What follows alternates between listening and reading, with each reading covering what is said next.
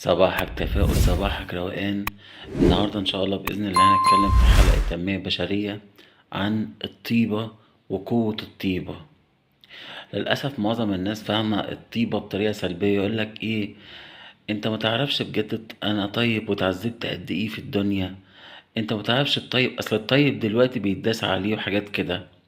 طبعا دي طريقة تفكير سلبية جدا عن الطيبة. الحقيقة إن الطيبة دي قوة وحاجة قوية جدا، لأنها صفة من صفات الله سبحانه وتعالى.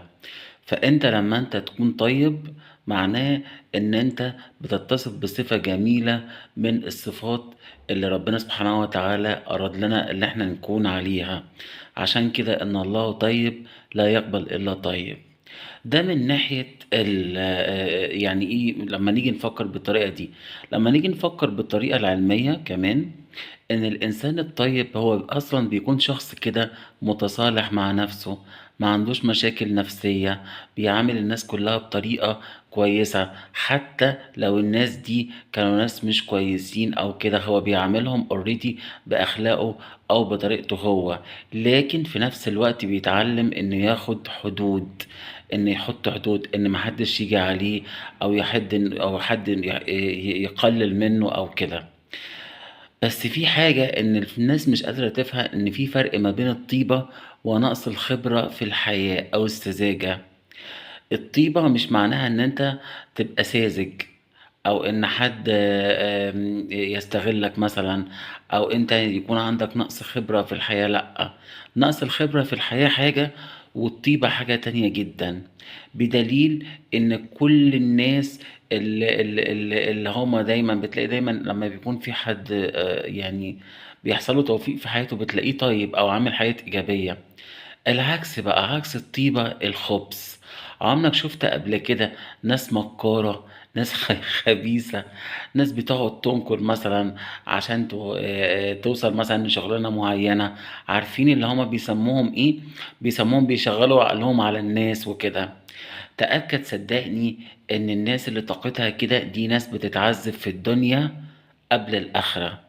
والعذاب في الدنيا بيكون هو مشاعر من الألم النفسي. يعني انا في حياتي بجد شفت ناس اللي هو ايه، يقعد معاك يشغل عقله عليك، يبقى هو مثلا عايز يعمل نفسه فقيق او حاجات زي كده. الناس دي كلها انا شفتها في حياتها بجد بتتعذب وبتخسر حاجات كتيرة جدا. ليه؟ لان هما مشوا عن الطريق المفروض ان هما يمشوا عليه، اللي هو الطيبة.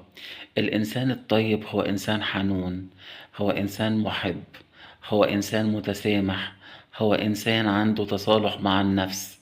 هو إيه الصحة النفسية أصلا؟ الصحة النفسية معناها إن أنا بكون متصالح مع نفسي وحابب نفسي ومتصالح مع الآخرين. أنت كل حد أنت بتعمل له حاجة حلوة بجد، لو أنت إنسان طيب ربنا بيكافئك، صدقني. وهتلاقي دايما مفيش حد حصل له حاجة جميلة في حياته إلا إذا كان هو عامل حاجات كويسة في في حياة ناس كتيرة قوي. ومش هتلاقي حد بيعمل حاجات سلبية، بيمكر، بيخبس، أو بيحاول إن هو يضايق الآخرين أو كده، إلا ما هو بيشرب من نفس الكاس. لأن أنت عايش في كون، الكون اللي احنا عايشين فيه ده هو مش هباء كده، لأ. أنت دايما، عشان كده دايما خليك دايما إنسان طيب، لأن الطيبة دي قوة. والإنسان الطيب هو إنسان بجد بيبقى تأثيره قوي جدا على اللي حواليه. الناس تشوفه يقولوا ياه، تصدق أنا كنت فاكر إن الدنيا ما عادش فيها خير، بس لما شفتك بجد حسيت إن الدنيا لسه فيها خير. فدي علامة إن أنت بجد تكون إنسان طيب وإنسان متسامح وإنسان جميل. بس في نفس الوقت خليك طيب وقوي. محدش يقدر ان هو يتخطى حدوده معاك، تحط حدودك مع الاخرين، وفي نفس الوقت اي تتعلم اللي انت التسامح. بكده انت هتعيش في سعادة وروقان.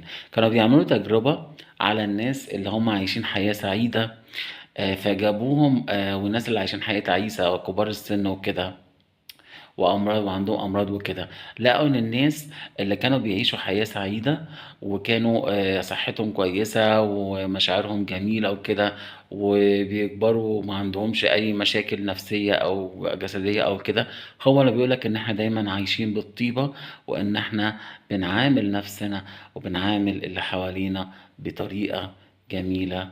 فخليك طيب، لأن الطيبة دي قوة جدا، وإن ربنا بيحب الطيبين.